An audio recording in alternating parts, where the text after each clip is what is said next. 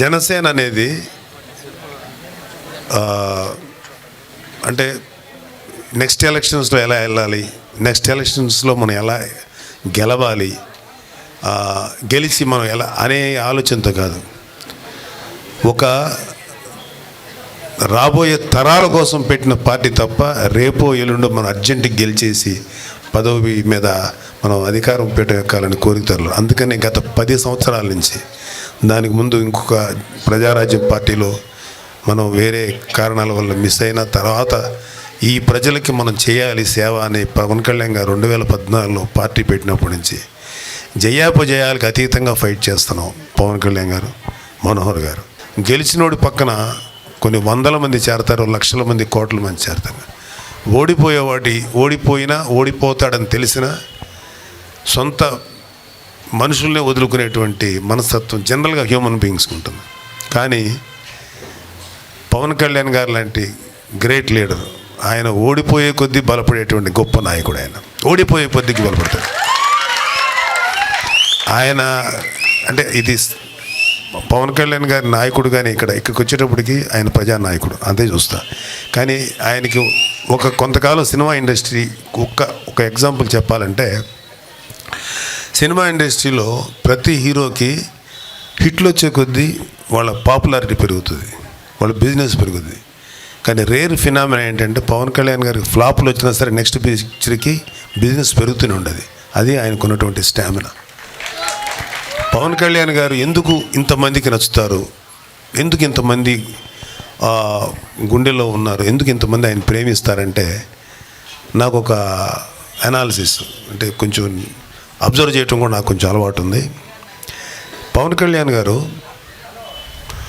ఆయన ఒక ప్రభుదేవ అంత గొప్ప డాన్సర్ కాదు, లేకపోతే ఒక పెద్ద హీరో, ఒక చిరంజీవి గారు, లేకపోతే ఇంకా అంత గొప్ప ఇది కాదు. కానీ వీళ్ళందరికంటే మించినటువంటి ఒక గొప్ప హ్యూమన్, అతను great human being.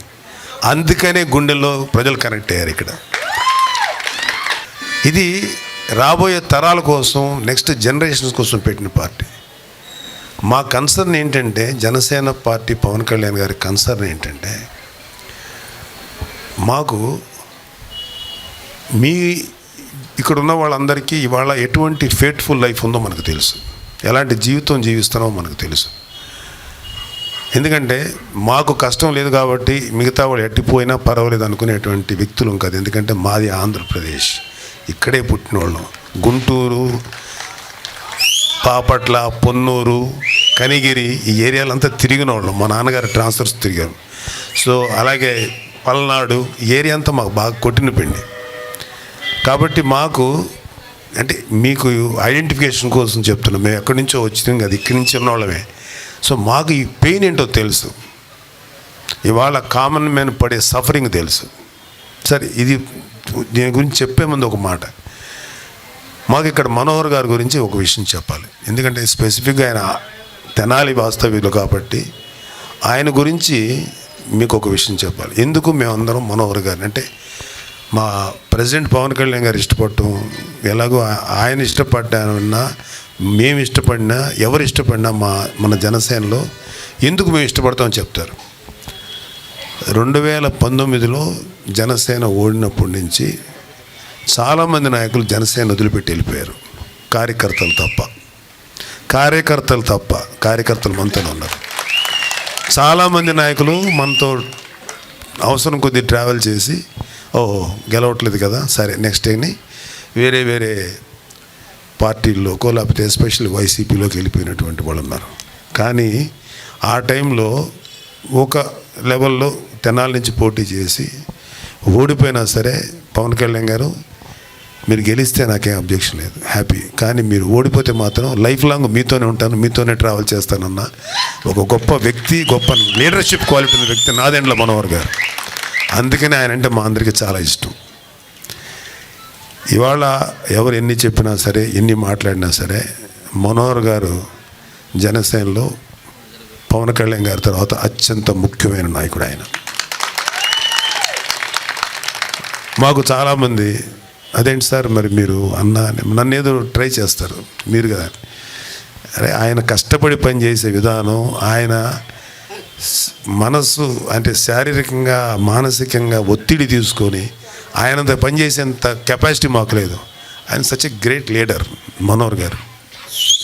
So Manohar గారు తెలుగు రాష్ట్రాలకి ఒక అద్భుతమైనటువంటి స్పీకర్గా పనిచేసిన వ్యక్తి, మంచి రాజకీయ నేపథ్యం ఉన్న వ్యక్తి, గ్రేట్ హ్యూమన్ బీయింగ్. అలాంటి వ్యక్తి మన జనసేనలో ఉండటం అనేది మనకు అత్యంత బలమైనటువంటి విషయం. అది చాలా స్ట్రెంగ్త్ ఆయన పార్టీకి. ఆయన ఎంత కష్టపడతారో మీకు కంటికి కనపడేది కంటే కనపడని విధంగా ఎంత తిరుగుతారో, ఎన్నిసార్లు అలిసిపోయారు. ఇప్పటికీ ఆయన కాలి గాయంతో తిరుగుతున్నారు. నేనే మొన్న ఏమంటే ముందు ట్రీట్మెంట్ తీసుకోండి, తర్వాత మీరు బలంగా తిరిగితేనే కదా అంటే ఆయన పట్టించుకోరు. అది వాళ్ళ character. That is what Pawan Kalyan garu. So నాకు అందుకని మనోహర్ గారు అంటే ఇష్టం.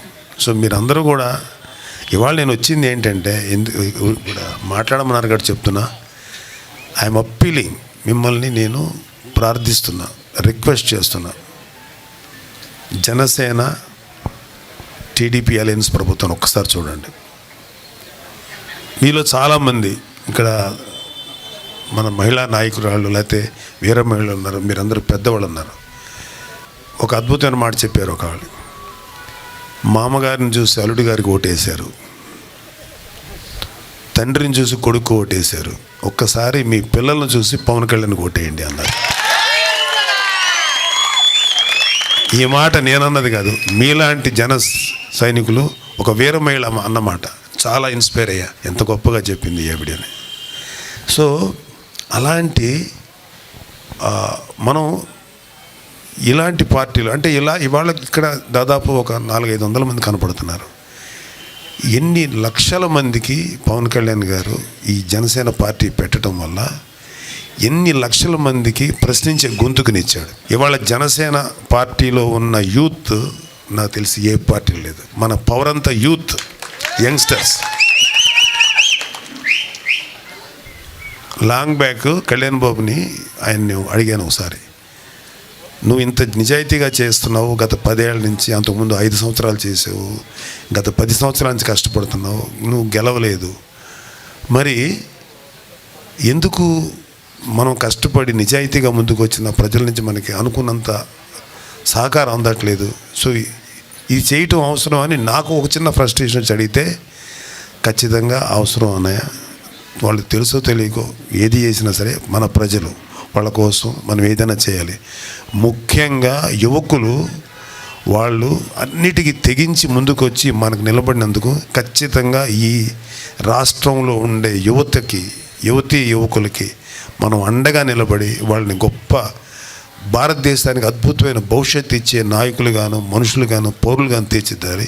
అది మన బాధ్యత అన్నారు. అందుకని నేను hats off to Pawan Kalyan. అంత గొప్పగా ఆలోచించిన వ్యక్తి.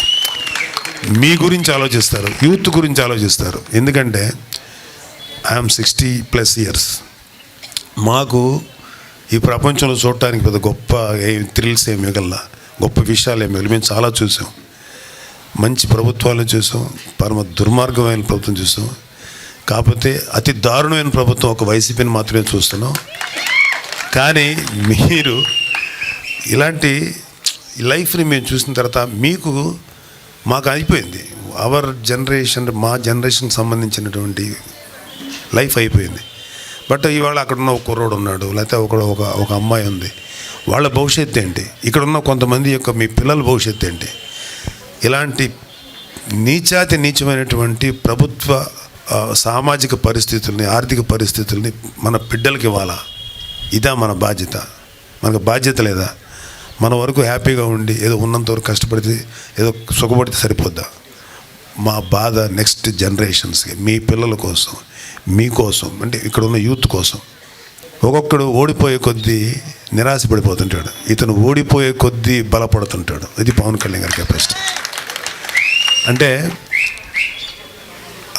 భీమలా నాయకులో ఒక డైలాగ్ ఉంటుంది, 16 సార్లు ఓడిపోయిన గజనీ మహమ్మద్ గుర్తున్నాడు కానీ ఎవరు ఓడించారో ఆ రాజు పేరు గుర్తులేదు. అలాగా ఓటమికి భయపడని వ్యక్తి కన్నా ప్రమాదకరమైన వ్యక్తి ఎవరు లేరు.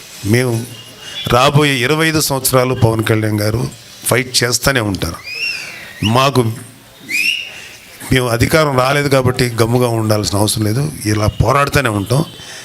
ఖచ్చితంగా ఆర్మ్ ట్విస్ట్ చేసి మంచి ప్రభుత్వాన్ని ఏర్పరుస్తాం. కాకపోతే ఇక్కడ మీ అందరితో షేర్ చేసుకోవాల్సింది ఏంటంటే, చాలాసార్లు మాట్లాడింది, ఎందుకు టీడీపీతో మనం అలయన్స్కి వెళ్ళాల్సి వచ్చింది. టీడీపీతో అలయన్స్ వెళ్ళటానికి రీజన్ ఏంటంటే, ఒక రకంగా నేను టీడీపీ ప్రభుత్వాన్ని కూడా నేను కూడా విమర్శించిన సందర్భాలు ఉన్నాయి. That is only some ideological differences, కొన్ని లోటుపాట్లు ఉండొచ్చు. కానీ ఆ రోజున్న టీడీపీ చంద్రబాబు నాయుడు ప్రభుత్వంలో డెమోక్రసీని ఆయన ఎక్కడ పాడు చేయలే. అందుకనే ఈ జగన్మోహన్ రెడ్డి అనే వ్యక్తి పాదయాత్ర చేస్తున్నప్పుడు ఎక్కడ ఆటంకం పెట్టల.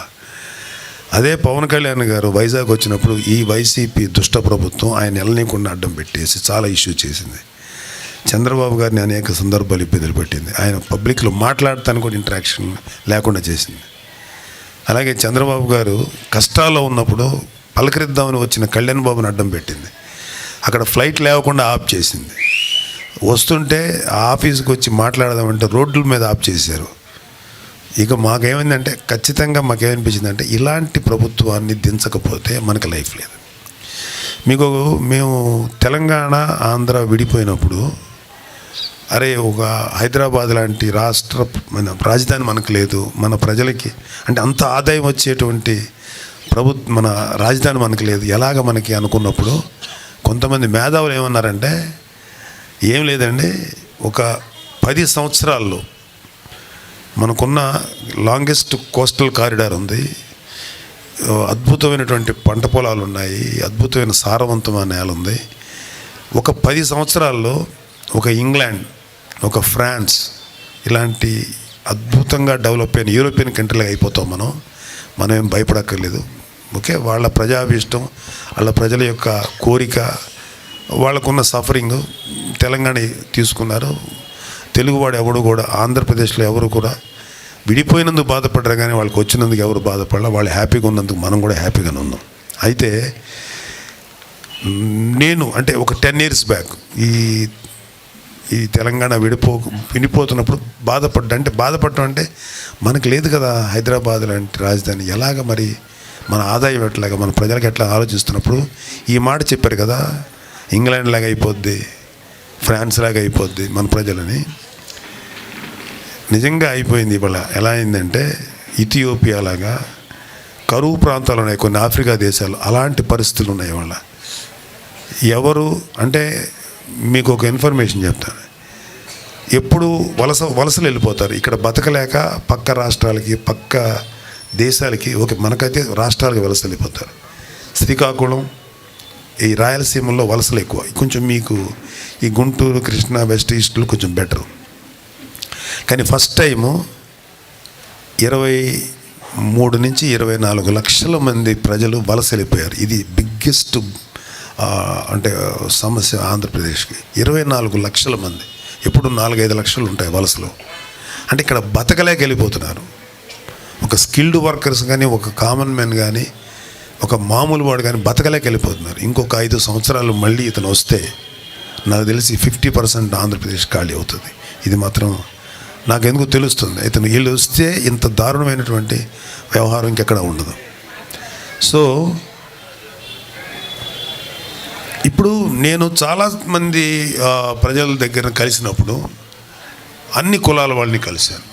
యాదవాస్, ఫిషర్మ్యాన్, సెట్టిబలిజీ కమ్యూనిటీ వాళ్ళు, ఇక name any community, SC, ST, ఈ వర్గాల వారందరినీ, బీసీ వర్గాల వారందరినీ కలిసినప్పుడు వాళ్ళు కొన్ని కోరికలు చెప్తారు. ఎలాంటి కోరికలు చెప్తారంటే, వాళ్ళు మాకు భవంతులు కావాలి, మాకు బంగారం కావాలన్నారు. వాళ్ళు అడిగేవి బేసిక్, చాలా బేసిక్ ఎమ్యూనిటీస్. వాటర్ కావాలి, విద్యుత్తు కావాలి, నీటిపారుదల సౌకర్యం కావాలి. ఇవి కాకుండా మా పిల్లలకు చదువు కావాలి, మాకు సరైన వైద్యం కావాలి, సరైన మంచినీటి వసతి కావాలి, ఇవే అడుగుతారు. ఇవి కూడా ప్రొవైడ్ చేయలేకపోతే ఆ ప్రభుత్వం అంత పనికి మాలిన ప్రభుత్వం ఏది లేదు. ఎంత దారుణం అయిపోయినాయి అంటే, మన ఎన్విరాన్మెంట్ నాశనం అయిపోయింది, మన పర్యావరణం నాశనం అయిపోయింది, తాగే నీరు కలుషితం అయిపోయింది, పీల్చే గాలి కలుషితం అయిపోయింది. ఇవాళ ప్రతి ఇంట్లో చూడండి కనీసం దగ్గకుండా ఒక్కడు కూడా ఉండడు. అంటే లంగ్స్ పాడైపోతున్నాయి మనకు తెలియకుండా. ఇంత దారుణమైన పరిస్థితి. ఇవన్నిటికీ మించి మన యువతకి ఉపాధి అవకాశాలు లేకుండా పోతుంది. అన్నిటికన్నా మించి అరకు వ్యాలీలో గంజాయి సాగు చేస్తుంది. ఎవరు చేస్తున్నారంటే అందరూ మంచివాళ్ళే, కానీ ఇంటి వెనకాల మాత్రం ఎముకలు ఉన్నాయంటారు. అలాగా ఇక్కడ ఎవరు మాట్లాడరు, కానీ గంజాయి సాగు చేస్తారు. భారతదేశంలో ఎక్కడికి వెళ్ళినా సరే గంజాయి చాలామందికి అలవాటు చేశారు. ఎక్కడి నుంచి అంటే అంతా అరకు వ్యాలీ నుంచి వస్తున్నాయి. ప్రభుత్వానికి సంబంధించిన కొద్దిమంది నాయకులు, చాలామంది నాయకులు లక్షల వేల కోట్ల రూపాయల ఆదాయం గంజాయి ద్వారా సంపాదిస్తున్నారు. ఆంధ్రప్రదేశ్లో ఎస్పెషల్లీ మీకు మరి ఇక్కడ ఎంత ఉందో నాకు కొంచెం అవగాహన తక్కువ ఉంది.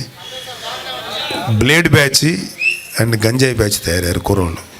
ఎందుకు తయారవరు? వాళ్ళకి సరైన ఉపాధి సౌకర్యం కల్పిస్తే ఏ యూత్ కూడా తప్పుడు దారులు రారు. వాళ్ళకు శక్తి అది యూత్ అనేది. వాళ్ళని సరైన దారిలో పెట్టాలి. చాలాసార్లు చెప్పాడు పవన్ కళ్యాణ్ గారు. ఒక 22 ఏళ్ళు దాటిన కుర్రోడికి ఏదో ఒకటి నా తల్లిదండ్రులకి నేను కోఆపరేట్ చేయాలి, నా తల్లిదండ్రులకు అండగా నిలవాలంటే, ఇంకా తల్లిదండ్రులు డబ్బులు తీసుకోవాలంటే ఎంత బాధగా ఉంటుందో మాకు తెలుసు అన్న. ఎందుకంటే మేము అనుభవించాం. అలాంటిది ఉద్యోగం లేకుండా తల్లిదండ్రులకు భారంగా మారిన కుర్రోళ్ళకి ఫ్రస్ట్రేషన్లో ఎలాంటి తప్పులైనా చేస్తారు. సో నేను చెప్పేది ఏంటంటే, జనాలకు కావాల్సిన అవసరాలు కానీ చాలా సాధారణమైన విషయాలు. మేము చాలా కమ్యూనిటీని కలిసినప్పుడు అడిగింది ఏంటంటే, మా పిల్లలకి విదేశాల్లో చదువుకునే అవకాశం ఉందా? లేదండి సరిగ్గా అనేవాళ్ళు. లేకపోతే ఒక మా మీద అంటే ఈ పన్నులు అంటే చెత్త గిత్త, ఇంకా అసలు నాకు తెలిసి ఇవాళ వైసీపీ ప్రభుత్వం చేసే దుర్మార్గమైనటువంటి విధానాలు ఇక్కడున్న ప్రతి ఒక్కరికి నాకన్నా ఎక్కువ తెలుసు. ఆ విషయంలో నాకు ఏ డౌట్ లేదు. మీకు నేను ప్రత్యేకంగా చెప్పాల్సిన అవసరం లేదు. కరప్షన్ ఏ రేంజ్కి వెళ్ళిపోయిందంటే, ఒక 150 గజాలు ఇల్లు ఉన్నటువంటి నాకు ఒక యాదవ సంఘానికి సంబంధించిన కొంతమంది కలిశారు. వాళ్ళతో మాట్లాడితే పాపం వాళ్ళు ఇవే అడిగారు. వాళ్ళు ఏం గొంతెమ్మ కోరికలు ఏం కోరలా, ఫిషర్మెన్ కమ్యూనిటీదే అడిగారు. ఇంకొంతమంది అయితే ఏమన్నారంటే, నాయన మాకు ఏమి వద్దు, నువ్వేమి చేయొద్దు, మమ్మల్ని బతకని చాలు అన్నారు. అది చేస్తే నువ్వు చాలా గొప్ప అన్నారు. అది కూడా బతకనివ్వట్లా.